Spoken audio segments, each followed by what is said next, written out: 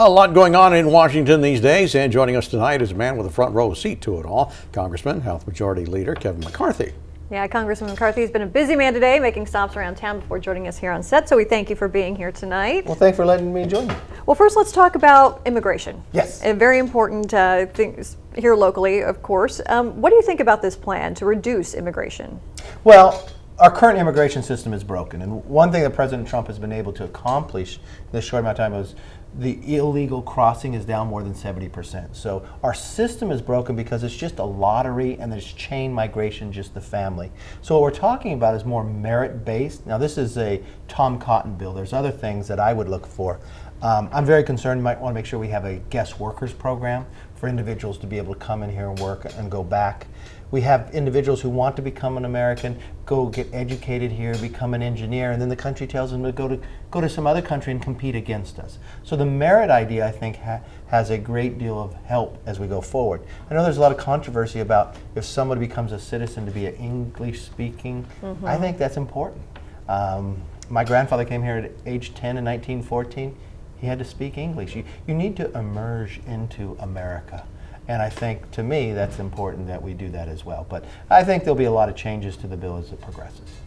So you think it'll look a lot different by the time it gets through the Congress? Well, you know, this is one that's in the Senate. You never know which way it's going. We got to make sure we secure the border first, but the immigration system currently is broken. The visa program, half of people that are here illegally came here on a visa. So you got to transform that. I think changing to a merit system is the right way to move forward on. Making sure you have a guest workers program is the right basis going forward. Then we can debate how many people on the number is immigrating each year. I think that will be a debate inside Congress.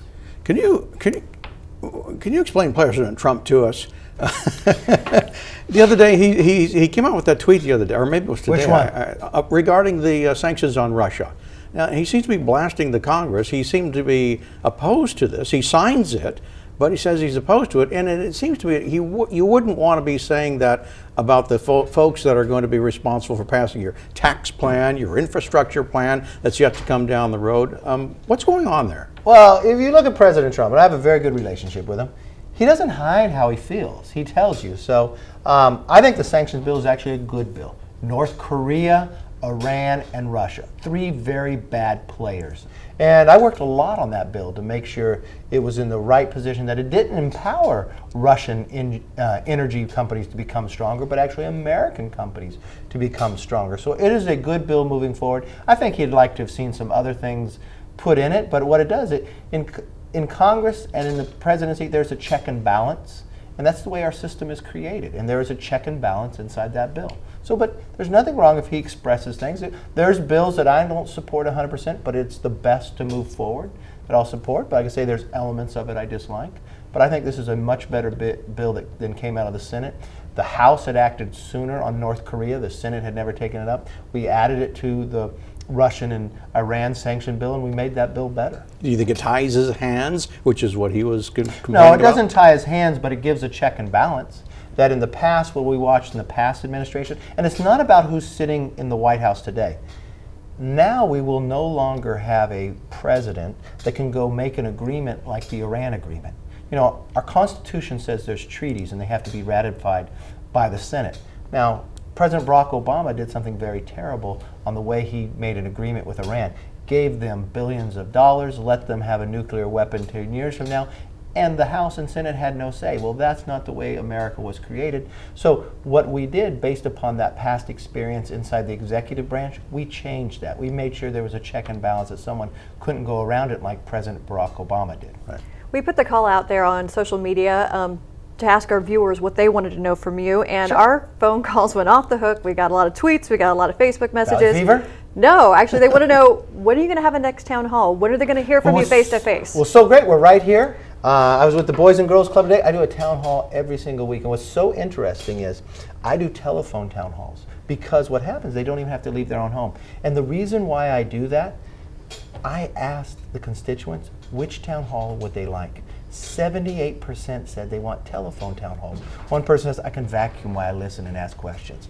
And the other thing that happens is in today's world, you're getting other people bust in, so they try to overtake it, and then you see the screaming matches, instead of discussing policies and answering questions.